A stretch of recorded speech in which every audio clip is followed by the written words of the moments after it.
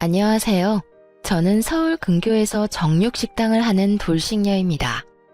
저는 시모의 무시와 파렴치한 행동으로 혈압을 올리다 결국엔 남편의 외도까지 알게 되어 이혼을 하게 되었는데요. 저에게 이런 막장 종합 세트를 선사해준 그 인간들에게 제대로 한 방 먹여주고 이혼을 해 그 시절을 생각하면 짜증이 나기도 하지만 한편으로 통쾌하기도 합니다.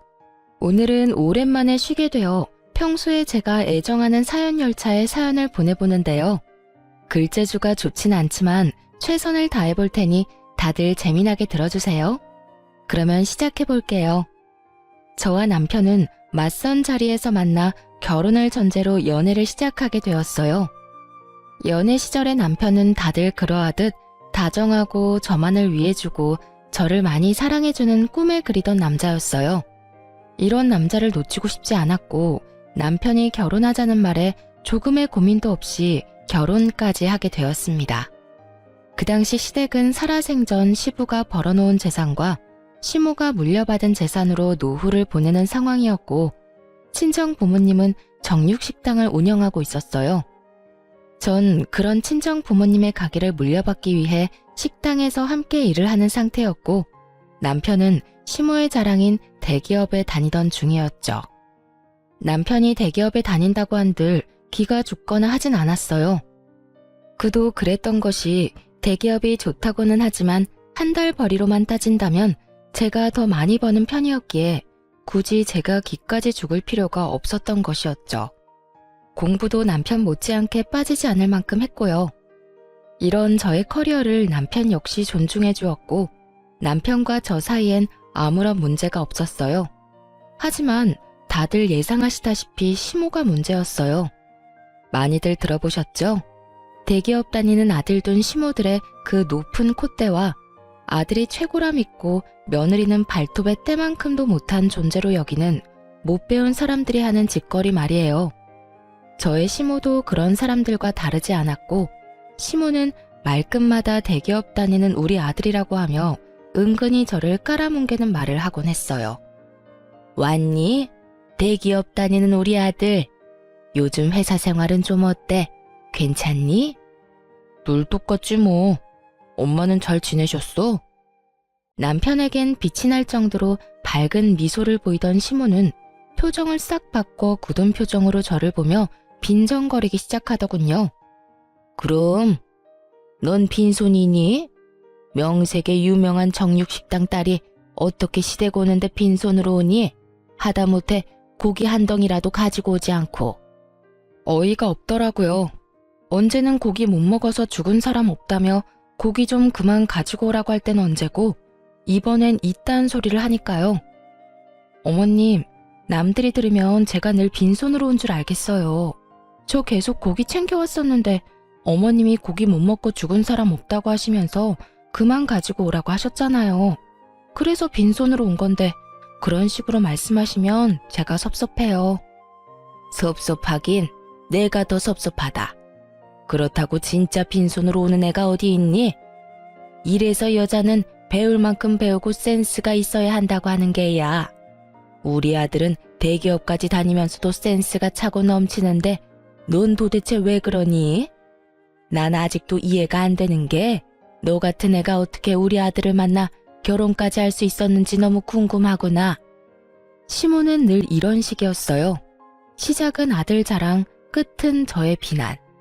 아무리 들어도 적응이 되지 않는 시모의 비난은 이렇듯 이어지고 있었고 전 그런 시모의 반응에 적응이 되어 한 귀로 듣고 한 귀로 흘려보내고 있었죠. 이렇게 저를 무시하면서도 친척들 앞에서 생색은 내고 싶은 건지 명절만 되면 친정에서 한우 선물 세트를 친척 수만큼 챙겨오라고 명령하는데 정말 미쳐버리겠더라고요. 저요, 아무리 사장 딸이라고 해도 그걸 공짜로 가지고 오진 않아요. 물론 남들보다 저렴하게 가지고 오는 건 맞지만 저도 매번 공짜로 가지고 오는 건 아니라고 생각해 매번 계산을 하고 가지고 와요. 거기에다 선물 세트는 친척들한테 주는 것이고 자신에겐 용돈 봉투를 따로 내놓으라고 하니 정말 미치고 팔짝 뛸 노릇이었죠. 용돈은 안 주니? 명색의 명절인데 그냥 넘어갈 건 아니지? 네? 용돈이요? 어머님, 저 한우 세트 준비했는데 용돈까지 드려야 하는 거예요? 그럼 한우 세트는 내가 받은 게 아니지 않니? 그건 그거고 용돈은 용돈이지. 설마 너 한우 세트 믿고 용돈은 준비 안 한 거 아니지? 아, 용돈은 준비 못했는데 현금도 없고요. 아범한테 한번 물어볼게요. 혹시 현금 준비한 거 있는지요?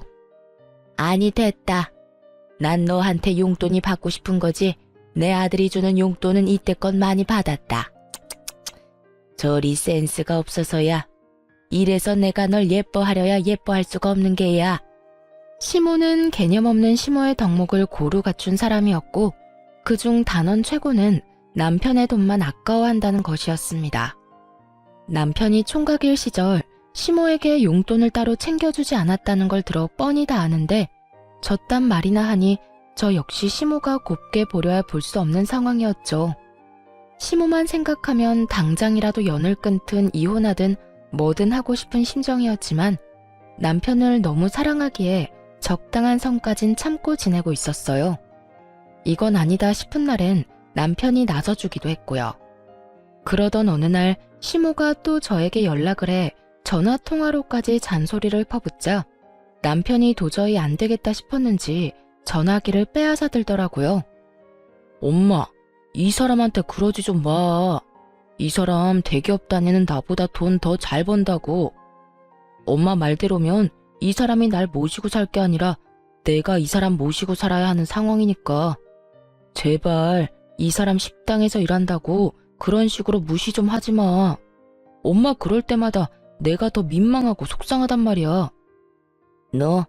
너는 내가 또 언제 그렇게까지 무시했다고 그러니? 무시했잖아. 내가 옆에서 다 들었거든. 별거 아닌 걸로 잔소리하고 그 말 끝엔 꼭 대기업 다니는 우리 아들한테 잘해라고 하잖아. 그런 말도 좀 하지 마. 아들이 이렇게 부탁할 게 엄마.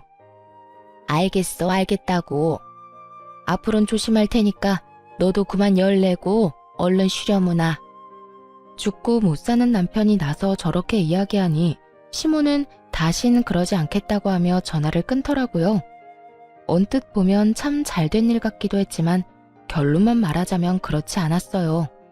남편은 시모가 저를 무시 못하게 하려고 한 모든 말들이 결국엔 나비 효과가 되어 저를 더욱 괴롭게 만들었으니까요.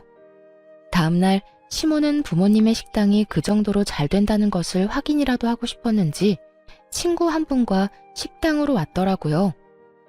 어머님, 여긴 어떻게 오셨어요? 지나가다가 생각나서 잠시 들러봤다. 점심시간 되고 해서 밥도 먹을 겸 해서 말이야. 그나저나 장사가 잘 되네. 점심시간이기도 하고 근처에서 행사가 있다나 봐요. 오늘은 유난히 손님이 많긴 하네요. 식사하시고 가실 거죠? 빈자리 편하신데 앉으세요. 제가 상 차려드릴게요. 그래. 오늘 일찍부터 나와서 설쳤더니 허기가 지네. 고기 좀 많이 내오거라. 좋은 부위로 골라서. 한결같이 얄미운 시모였지만 전 제가 할 수 있는 선에서 성심성의껏 시모를 대접해 주었어요.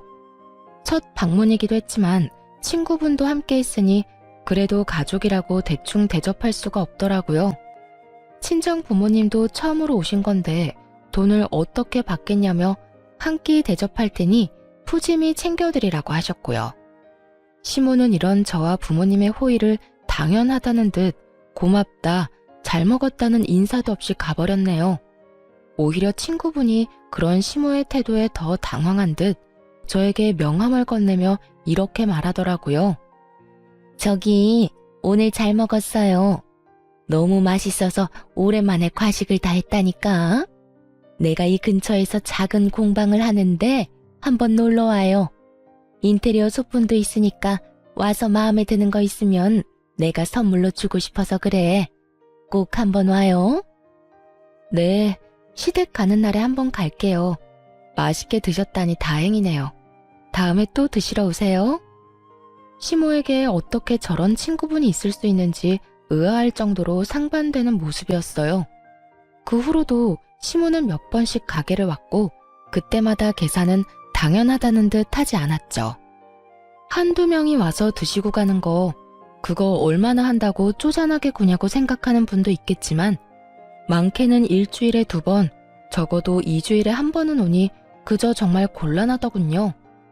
거기에다 제일 바쁜 시간에 넓은 좌석을 떡하니 차지하고 앉아 세워라 내워라 먹고 있으니 정말 짜증도 났고요. 그러던 어느 날 시모는 친구 모임이라며 무려 친구 10분을 모시고 왔더라고요.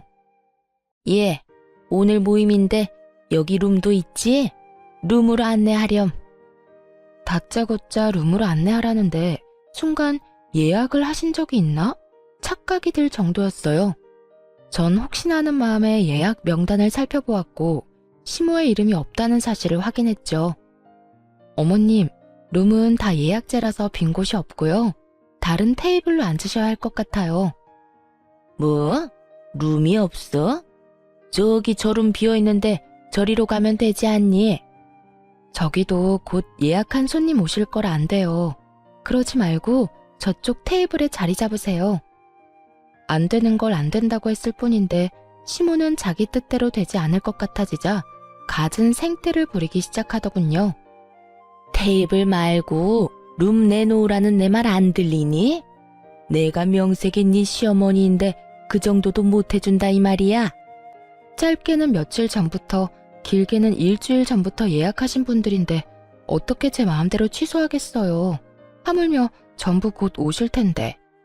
어머님 룸으로 모시려고 그분들을 헛걸음하게 만들 순 없어요. 그러니 이번엔 어머님이 양보해 주세요. 아무리 좋게 그리고 이해가 되기 쉽도록 설명을 해도 아무 소용이 없더라고요. 막무가내. 시모는 이 단어를 단번에 떠올릴 만큼 그야말로 막무가내로 우겨댔으니까요. 내가 헛걸음하는 손님까지 신경 써야 하니? 난 무슨 일이 있어도 무조건 내 친구들이랑 룸에 들어가서 밥 먹어야 하겠으니까 잔말 말고 룸에다 세팅해놔. 시모는 난동에 가깝게 때를 썼고 부모님마저도 난색을 보이며 시모를 설득했어요. 시모는 룸에 무슨 꿀이라도 발라놓은 사람처럼 친정 부모님에게도 무조건 룸만을 외치며 우겨대더라고요. 그쯤 되니 함께 오신 친구분들이 나서 시모를 말리기 시작하더군요. 그냥 테이블에 앉아도 되는데 너 오늘 왜 이래? 너 때문에 우리가 다 민망해. 그만 좀 해. 그래, 며느리 곤란한 거 안 보이니? 그깟 룸이 뭐라고 사돈가게에서 이러니? 너 요즘 이러면 네 아들 이혼남 된다. 그러니까 너 앞으로 이렇게 굴 거면 다신 우리 보고 여기 오자고 하지 마. 네 며느리한테 미안해서 고기도 안 넘어가겠어. 친구들의 만류에 시모는 그제야 입을 다물고 테이블로 가서 자리를 잡더군요. 여전히 저를 노려보고 있었고 돌아가실 때 당연하다는 듯 계산은 하지 않고 가더군요. 회비를 거두는 걸 서빙하며 분명 받는데도요. 그렇게 식사를 마치고 돌아간 시모가 저에게 어떻게 했을지 다들 상상되시나요? 시모는 그날 저녁 저에게 전화에 득달같이 퍼붓기 시작하더군요. 내가 오늘 너 때문에 얼마나 창피했다는 줄 아니? 그깟 룸 좀 내주는 게 뭐가 힘들다고 그걸 안 된다고 해서 그 난리를 만든 게야. 고기 맛도 특별하지도 않은 거 내가 소문내주려고 친구들 데리고 일부러 간 건데.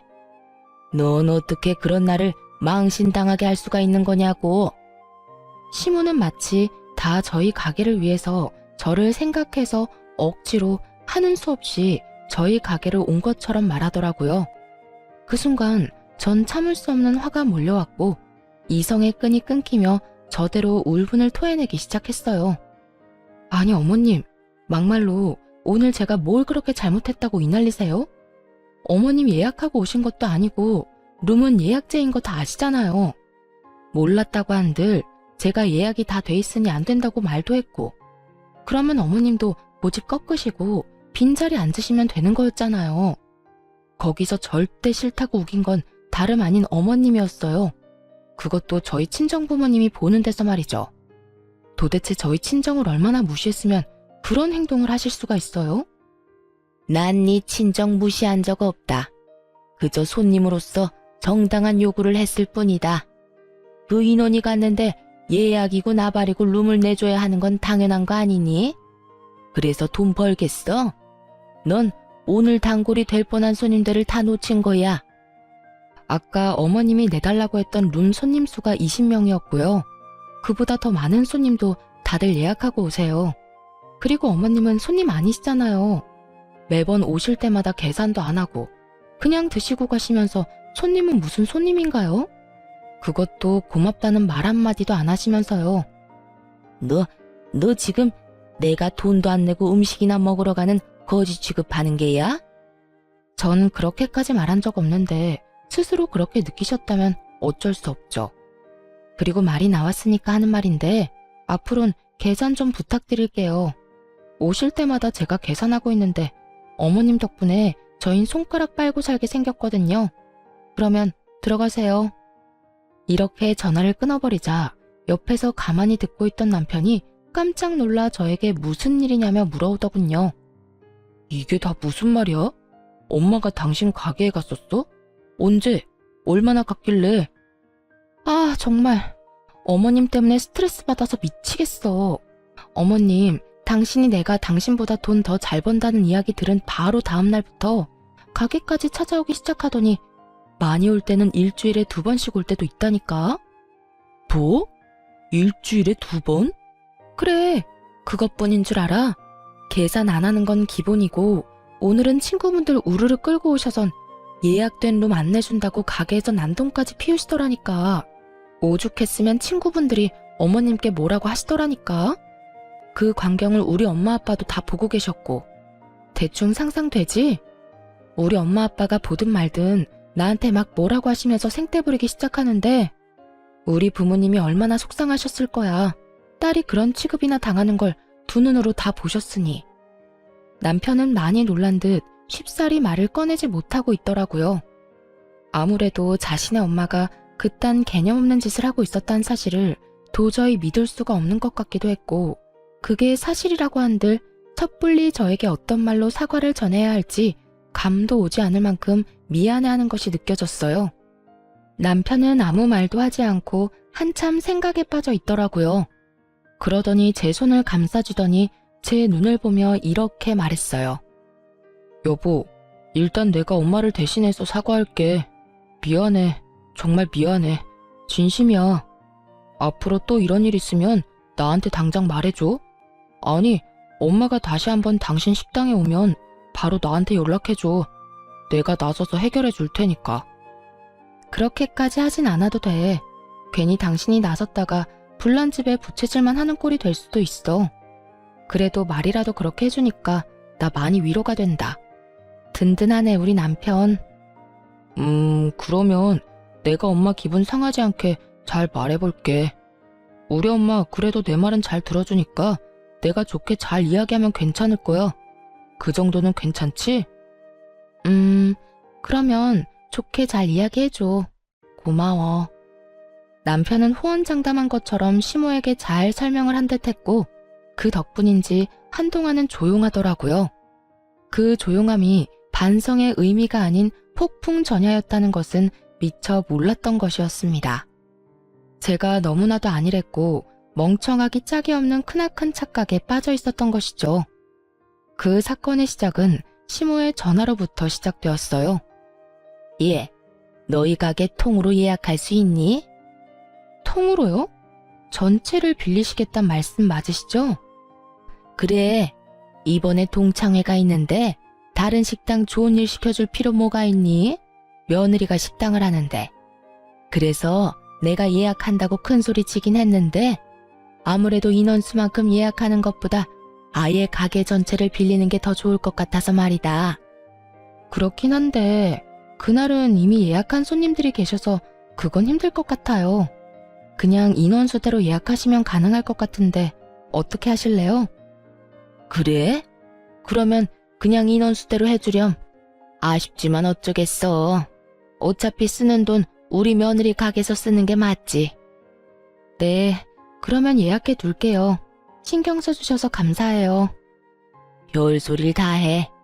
나도 네 말 듣고 생각 많이 해봤는데 아무래도 내가 미안한 부분이 있더구나. 사돈한테 미안하기도 하고. 그래서 이번에 너희 가게로 가는 거니까 너도 이참에 나한테 쌓인 거 있으면 다 풀거라. 알겠지? 이렇게까지 말하니 저는 아무런 의심도 하지 않고 예약을 해주게 되었어요. 다른 사람도 아닌 시모가 화해의 손길을 내민다고 생각했기에 저 역시 이 기회에 그간 묵혔던 나쁜 감정을 털어내고 앞으로 잘 지내봐야겠다는 마음을 먹기도 했었고요. 시간은 흘러 시모가 예약한 날이 되었고 점심시간 예약이라 오는 손님들을 다 돌려보내며 미리 장사가 불가하다는 사실까지 SNS에 알린 상황이었죠. 전 절반이 넘는 테이블에 기본 세팅을 시작했어요. 기본 세팅이라 해도 밑반찬부터 쌈거리, 불판 준비, 찌개거리도 주방에 세팅이 완료된 상태였죠.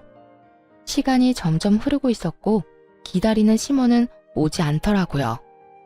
그렇게 30분을 기다려도 시모는 오지 않았고 혹시나 하는 마음에 시모에게 전화했더니 시모는 오는 중이라고 하더군요. 어머님, 오시고 계시죠? 아무 연락이 없으셔서 전화드려봤어요. 그럼 다 모여서 간다고 이제 출발했어. 그래도 가까운 곳에서 다들 모였으니 오래 기다리진 않아도 될 거다. 준비는 다 해놨지? 도착하면 바로 식사 시작할 수 있는 거지? 그럼요. 기본 찬들은 이미 다 세팅해 놓았고 찌개거리도 2가지로 준비해서 테이블 수대로 다 준비해 놓았어요. 오시면 불 넣고 고기만 넣으면 끝이에요. 준비는 잘 해뒀으니 친구분들이랑 조심해서 오세요. 다 와간다며 준비 상태에 대해 재차 확인까지 하는 시모를 누가 의심할 수 있겠어요? 저 역시 시모를 믿어 의심치 않았고 여전히 가게를 방문한 손님들에게 죄송하다고 하며 손님을 받지 않으며 오지 않는 시모만을 기다렸습니다. 하지만 결국 시모는 오지 않았고 그때부턴 연락조차 되지 않더라고요. 근처라고 금방 온다는 사람이 오지 않으니 걱정까지 되는 상황이 되었고 전 혹시나 하는 마음에 시댁으로 찾아가게 되었죠. 걱정과 우려가 가득한 마음으로 시댁에 들어서니 시모가 글쎄 소파에 떡하니 누워 깔깔거리며 텔레비전을 보고 있더군요. 저는 너무 황당해서 말조차 나오지 않았어요. 더 황당한 건 시모의 태도였어요. 숨을 헐떡이며 집으로 들어서는 저를 보고도 놀라기는커녕 태연히 텔레비전을 보며 웃고 있더라고요. 그러면서 저에게 시선 한번 주지 않고 하는 말이 뭔지 아세요? 왔니? 왔니? 였습니다. 당황하지도 않고 조금의 멋쩍음조차도 없는 평온하기 그지없는 왔니. 전 그런 시모의 태도가 화가 나기는커녕 황당하기도 어이가 없기도 해 도대체 어떻게 된 상황인지 물어봤어요. 왔니라니요 어머님. 오늘 식당 예약한 거 잊었어요? 아니, 다 와간다고 저랑 통화까지 했었잖아요. 그런데 왜 집에 있어요? 동창회는 어쩌고요? 아, 그거 거짓말이었다.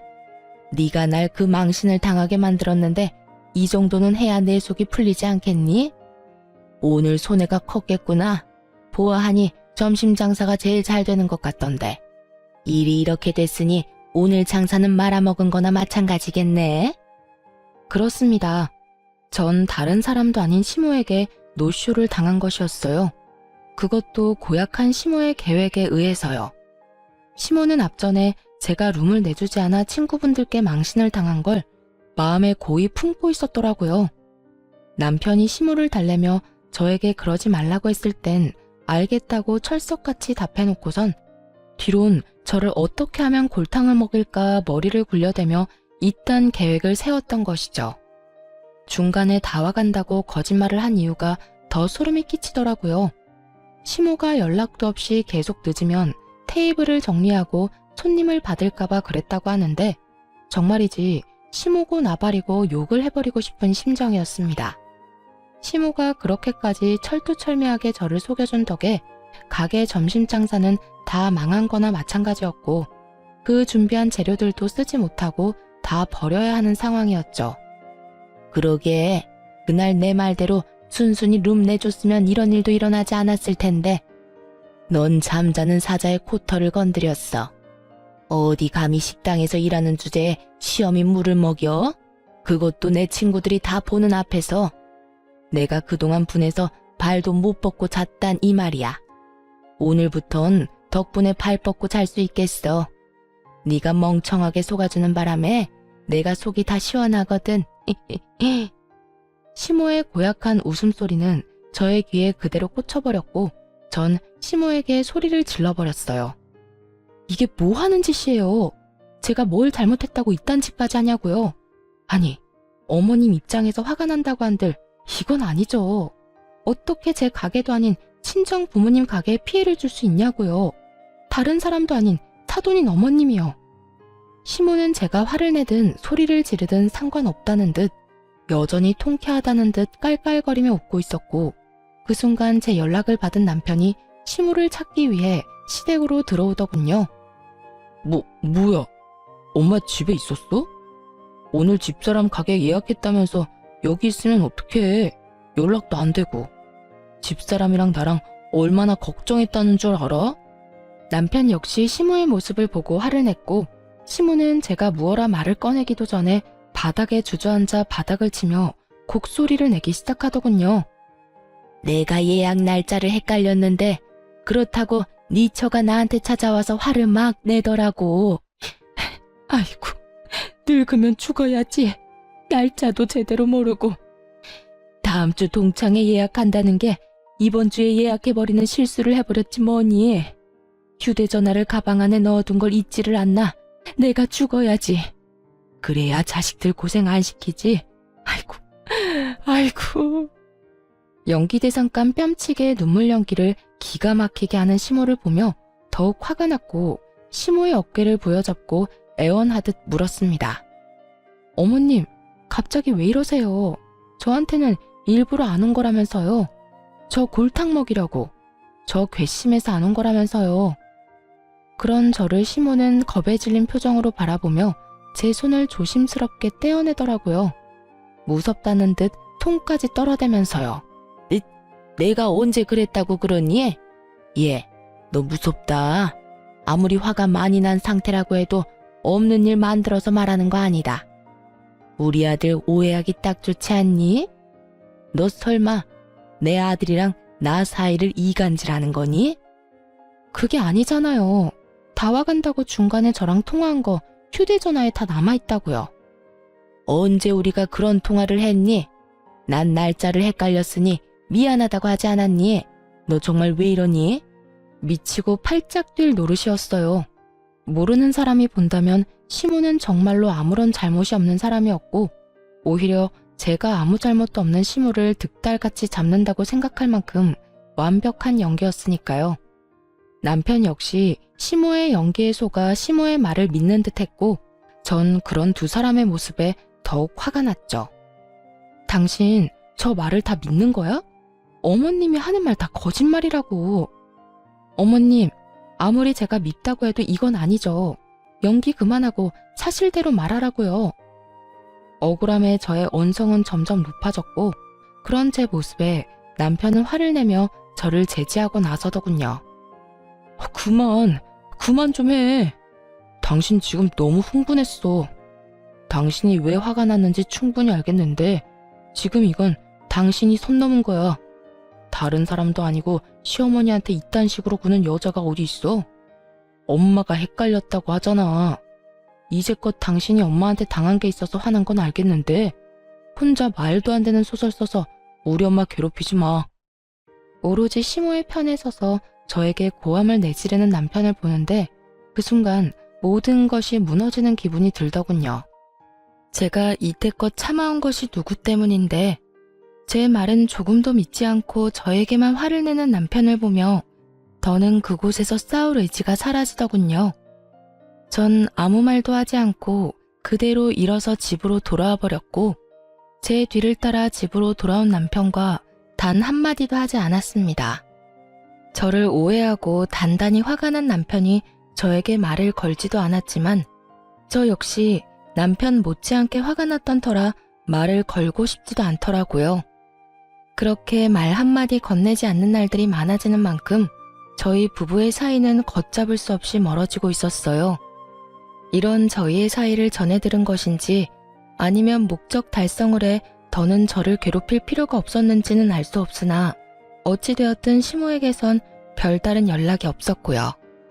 속절없이 시간은 흘러갔고 남편은 남편대로 저는 저대로 살고 있을 때였어요. 그 당시 부모님은 이제 쉬고 싶으시다며 저에게 가게를 맡아서 하라고 하시더라고요.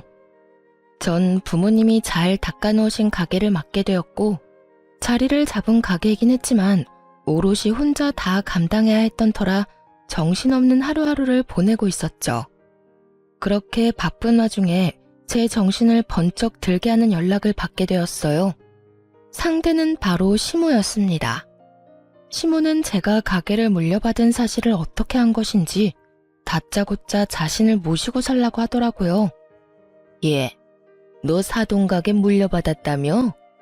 이제 돈방석에 앉는 건 시간 문제일 거고 능력도 될 테니 효도를 좀 해야 하지 않겠니?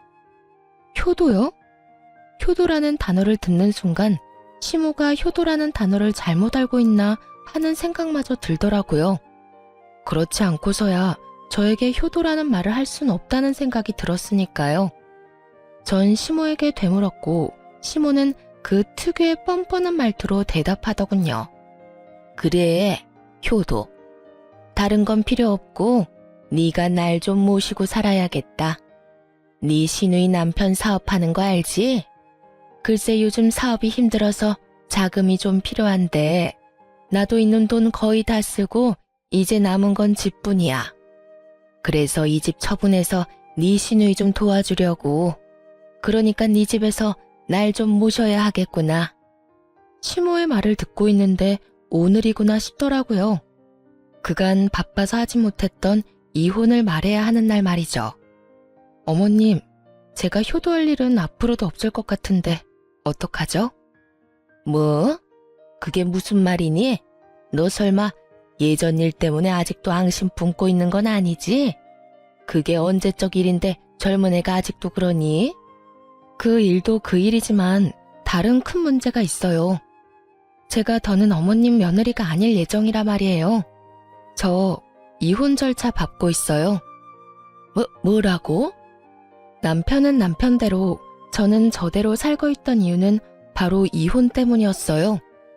남편은 외도를 저지르고 있었는데 그 상대는 다름 아닌 저희 가게에 자주 오는 여자였어요. 매번 남자를 바꿔가며 오는 어린 상간녀의 상대는 나이 차이가 꽤 나는 남자였는데 딱 봐도 불륜관계였던지라 기억에 남는 손님이었어요. 그런 상간녀가 어느 날엔 친구와 함께 와서 밥을 먹는데 절로 시선이 가더라고요. 대낮부터 술을 먹던 상간녀와 친구는 술에 취했는지 톤이 점점 높아져 갔고 이번에 만나는 남자에 대해 술술 이야기하기 시작하더군요. 이번엔 30대 아저씨인데 전혀 아저씨 같지 않아. 관리도 잘했는지 몸도 좋고 말이야. 들어보니 와이프가 이런 식당 한다는데 꽤 잘 되는지 본인 버는 돈은 본인이 다 쓴다고 하더라고. 그래서 돈 쓰는 게 꽤 후하다니까. 그래? 무슨 일 하는데? 돈을 많이 벌어? 대기업 다녀? 차도 외제차 끌고 다니고. 집도 땡땡땡 아파트 알지? 거기 산대. 요즘엔 자기 엄마한테 건물 처분한 돈도 받고 있다고 하더라니까. 회사 그만두고 사업을 한다나? 암튼 난 사업을 하든 뭘 하든 다 상관없고 이번엔 크게 한몫 챙길 수 있을 것 같다니까. 정 안 되면 아예 정착해도 될 것 같기도 하고. 정신이 번쩍 들더라고요. 대기업에 다니며 부인은 식당을 하고 그 외제차를 끌고 다니는 남자. 거기에다 남편이 지나가는 말로 회사를 그만두고 사업하고 싶어 시모에게 사업 자금을 받을까 싶다고 한 말까지 틀림없이 제 남편임이 분명해 보이더라고요. 모든 것이 틀림없어 보였지만 전 확실히 하기 위해 사람을 붙였고 아니나 다를까 남편은 꽃뱀 같은 젊은 상간녀에게 홀려 있는 돈 없는 돈 다 퍼주고 외도를 저지르고 있더군요. 그렇게 전 남편과의 이혼을 진행하게 되었고 남편 역시 이혼엔 합의했지만 위자료를 아끼기 위해 소송을 하던 중이었죠. 이러한 사실을 시모는 꿈에도 몰랐던 것이었고요. 네, 저희 이혼 소송 중이에요. 아니, 이제 거의 마무리돼서 이혼한 거나 다름없는 상황이죠. 갑자기 이혼은 무슨 이혼? 그 잘난 당신 아들이 젊은 꽃뱀한테 홀려서 바람을 피우고 있더라고요. 어머님 말대로 제가 능력이 되는데 그딴 남자 안고 살아봤자 뭐 하겠어요? 생각해보면 다 어머님 덕분이에요. 어머님이 그날 저를 그런 식으로 골탕 먹이는 바람에 남편이랑 저랑 사이가 멀어졌고 그 틈으로 꽃뱀이 끼어들었으니까 말이죠. 감사해요, 어머님. 전 이제 이 빌어먹을 결혼생활 청산하고 새 출발하려고요. 그러니까 저한테 이제 연락하지 말고 아들이나 잘 관리하세요.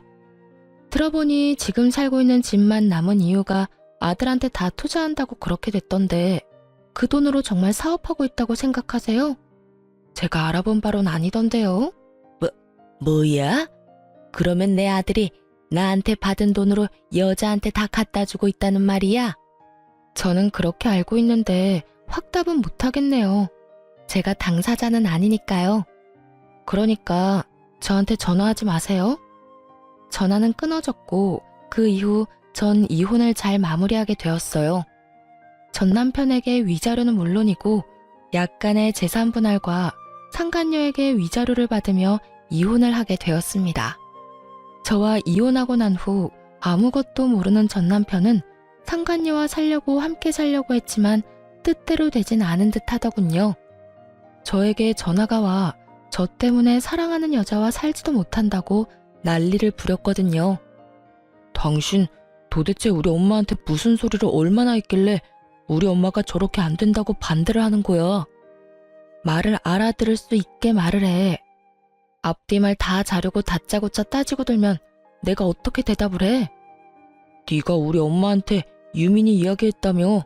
다 들었거든?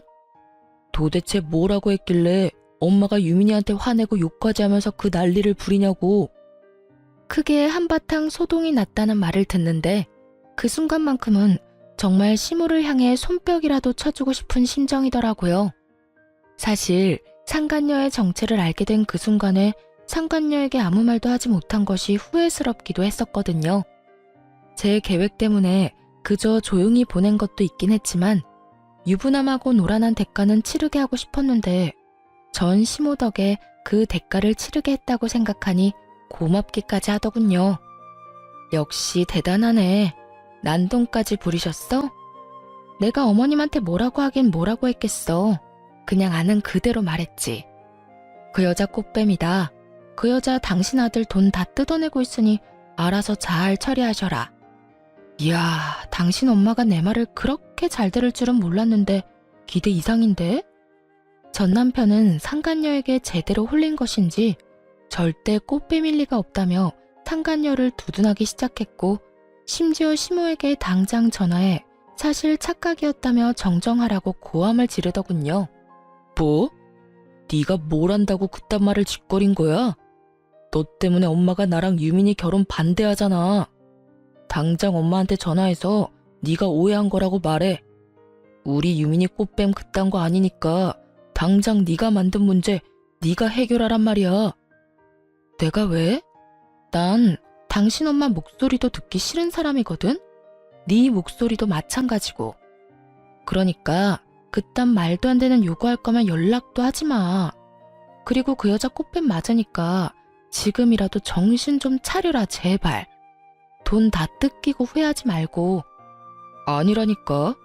네가 젊은 여자한테 남편 뺏긴 게 분해서 이러나 본데 네가 아무리 이렇게 해도 나 너한테 안 가. 그러니까 이상한 말로 사람 오해하게 하지 말고 당장 우리 엄마한테 전화해서 네가 다 해결하라고. 참 뻔뻔도 하더라고요. 이혼한 전 부인에게 다른 사람도 아닌 상간녀의 오해를 풀어달라는 꼴이 말이죠. 심지어 오해도 아닌데 말이에요.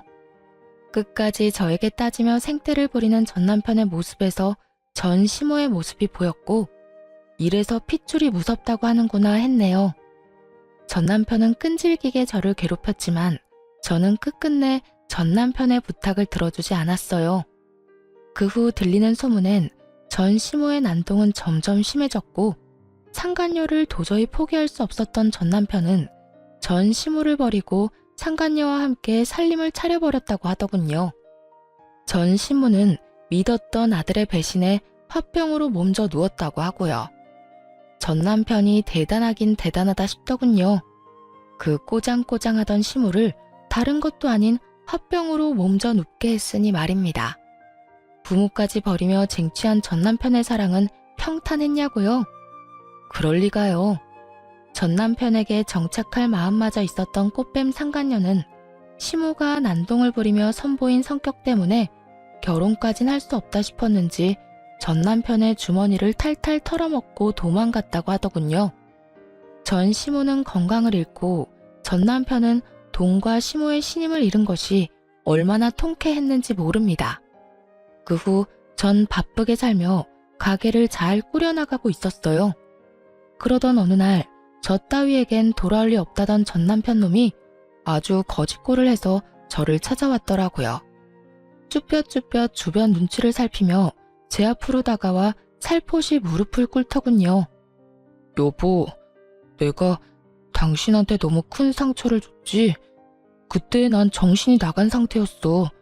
속이려고 작정하고 붙은 꽃뱀한테 홀려서 미친 상태였다고. 그래서 당신이 나한테 얼마나 소중한 존재인지 잊고 이혼까지 해버렸어. 나 진짜 후회해.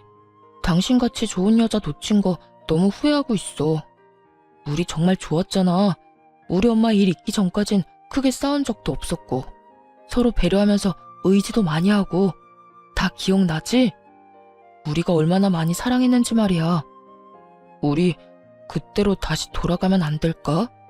나 그때가 너무 그리워. 너무 절절해서 눈물이 다 날 지경이었어요. 언제는 꽃뱀인 상간녀 감싸고 도느라 입이 다 마르게 저에게 화를 내더니 다 잃고 난 뒤 제 앞에 엎으려 비는 꼴이라니 너무 절절하지 않나요? 그토록 절절한 고백에 대답조차 하지 않고 한심하게 쳐다만 보고 있었죠. 그러니 전 남편은 그런 제 눈치를 살피며 안절부절 못하고 있더군요. 그 꼴도 얼마나 보기가 싫은지. 어떻게 해야 다신 찾아오지 않을까 얼마나 생각하고 또 생각했나 모릅니다. 제가 이런 생각에 빠진 동안에도 전 남편은 쉴 새 없이 저를 설득하려 애썼고 결국 마지막까지 미뤘던 경찰에 신고를 해버렸네요. 그 뒤로도 전 남편은 저를 찾아와 애절하게 매달리더군요. 여보, 제발 다시 한 번만 생각해줘. 내가 얼마나 후회가 깊으면 나 싫다고 경찰에 신고한 당신한테 몇 번이고 다시 찾아와서 이렇게 매달리겠어. 후회가 깊긴 하겠지. 상간녀한테 속아서 돈 다 뜯겼지. 그딴 상간녀랑 행복해보겠다고 부모까지 버리는 바람에 비빌 언덕도 사라졌지. 그러니까 남은 사람은 나뿐이지 않겠어? 그런 거 절대로 아니야. 난 정말로 당신한테 미련이 남아서 이러는 거라고. 아직 당신을 많이 사랑해서 당신 없으면 못 살 것만 같아서 이러는 거라고.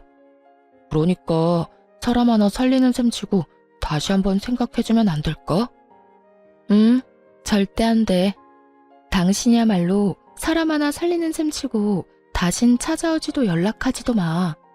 난 당신 얼굴만 보면 없던 병도 생기는 기분이니까. 내가 정말 이런 말까진 안 하려고 했는데 도무지 당신이 내 말을 들어먹을 생각이 없어 보이니까 할게. 너 다시 나 찾아오거나 연락하면 내가 무슨 수를 써서라도 너 구속시켜버릴 테니까 그런 줄 알고 다신 나한테 아무 짓도 하지 마. 알겠어? 여보.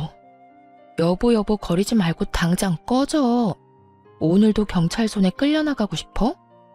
진심 가득한 제 눈빛을 읽었는지 전 남편은 다신 찾아오지 않더라고요. 1년이 지난 지금 전 휴식기를 가지고 있어요. 이혼을 하고 난 후 제대로 쉬어본 적이 없던 터라 부모님께서 한 달 정도 가게를 봐줄 테니 휴식기를 가지고 오라고 하시더라고요.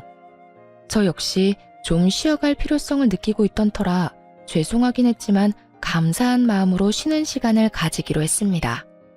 오늘이 3일째인데요. 어제까진 죽은 듯이 잠만 잤어요. 그리고 오늘 여행짐을 싸기 전에 사연을 작성하고 있네요. 오늘의 사연을 마지막으로 좋지 않았던 기억들은 날려보내고 오랫동안 가고 싶었던 유럽 여행길을 나서보려고 합니다. 그곳에서 좋은 것을 보고 행복한 시간을 가지며 조금 더 마음의 여유를 만들어 돌아오려고 한답니다. 이번 여행에선 그 목적이 힐링과 여유인 만큼 돈에 얽매이지 않고 전 남편에게 받은 위자료를 아낌없이 잘 쓰고 오려고요. 아직 한 푼도 쓰지 않고 고스란히 뒀으니 충분히 쓰고도 남지 않을까요? 앞으로 저는 제 삶을 위해 열심히 행복해지려 노력할 예정입니다. 상상도 못했던 이혼을 경험했듯 앞으로 남은 날들에 예상치 못한 고난과 역경이 있겠지만 지금껏 그랬듯 잘 이겨낼 자신 있습니다. 사실 처음 이혼을 했을 땐 이렇게 긍정적이지도 자신감이 넘치지도 않았어요. 이유 없는 멸시와 미움은 저의 자존감을 바닥치게 했고 사랑하던 배우자의 외도는 살면서 경험하지 못한 배신감과 좌절감을 저에게 안겨주었어요. 심지어 그땐 전 남편과 사이가 좋지 않은 것을 넘어 오만정이 다 떨어져 버린 상태였는데도 말이죠. 저는 그 모든 순간이 말로 할 수 없을 만큼 힘들었고 그 절망감이 저 스스로를 구렁텅에 빠져들게 만들기도 했습니다. 그러다 우연히 알게 된 것이 이 채널이었고 이곳에서 저와 비슷한 아픔을 겪은 분들의 사연을 들으며 많은 위로와 공감을 했습니다. 때론 아픈 사연에 눈물을 흘리기도 했고 때론 통쾌한 복수를 하시는 이야기를 듣고선 박수까지 치며 환호성을 지를 때도 있었어요. 답답한 이야기에 화가 날 때도 있었지만 사연을 듣는 시간만큼은 피해자가 아닌 경험자가 되는 기분이 참 좋았습니다. 그런 생각이 들자 더는 이혼이 부정적으로만 느껴지지 않더라고요. 좋은 경험은 아니지만 제 인생을 더 발전시킬 수 있는 경험이었다는 생각이 들기도 했고 실제로도 전 쉽사리 흔들리지도 무너지지도 않는 강한 사람이 되기도 했고요. 제가 위로를 얻어가듯 지금 제 사연을 듣고 계신 분들도 조금의 위로라도 받아가셨으면 좋겠습니다. 이로써 저의 긴 사연은 끝났습니다. 제 사연을 들어주신 모든 분 감사합니다.